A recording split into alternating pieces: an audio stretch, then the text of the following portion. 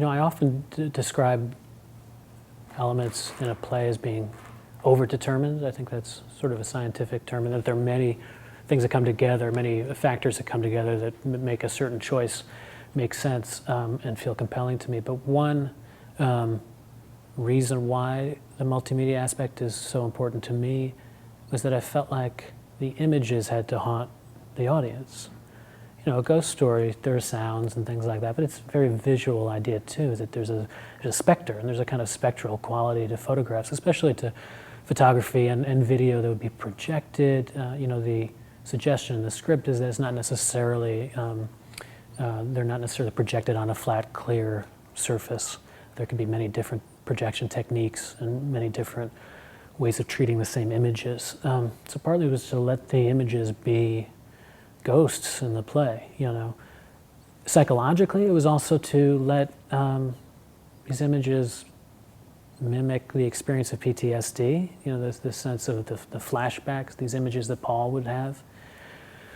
There are a few different ways in which images are treated in the play. One is just those Paul's images coming back, and they tend to have to do something with what Paul's experiencing psychologically in those moments. There's when he's in therapy and he's having the images of the girl, the Rwandan refugee, surrounded by corpses, and that picture comes back many times. And of course, the Pulitzer photograph, the Mogadishu photograph, comes back many times in different ways again, and that's meant to help the audience feel something what Paul's experiencing, which has a lot to do with fragmented images.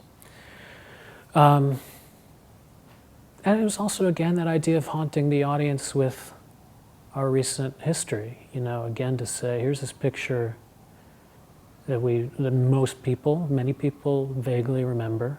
Some people remember very well.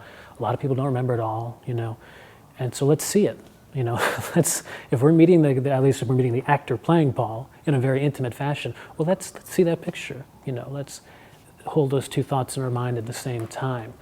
A more traditional approach theatrically would be not to do that, to let the picture be entirely evoked by the actors. And there were certainly directors, producers along the way who felt like maybe that was a better choice than having this sort of multimedia aspect to it.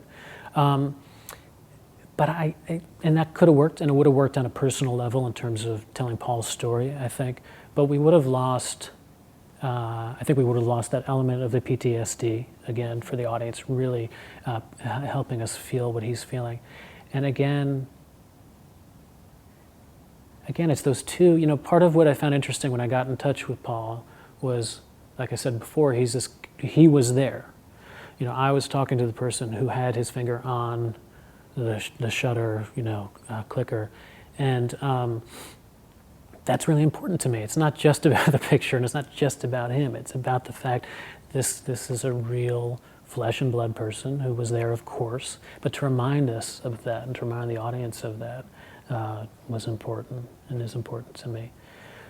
A lot then, of course, hinges on a great projections designer, and we did have a fantastic one for this production, so that helped a lot too, because if you have too much of that in the play, it could have become overwhelming. It could have been more like watching a documentary as opposed to the three-dimension feeling of working with actors.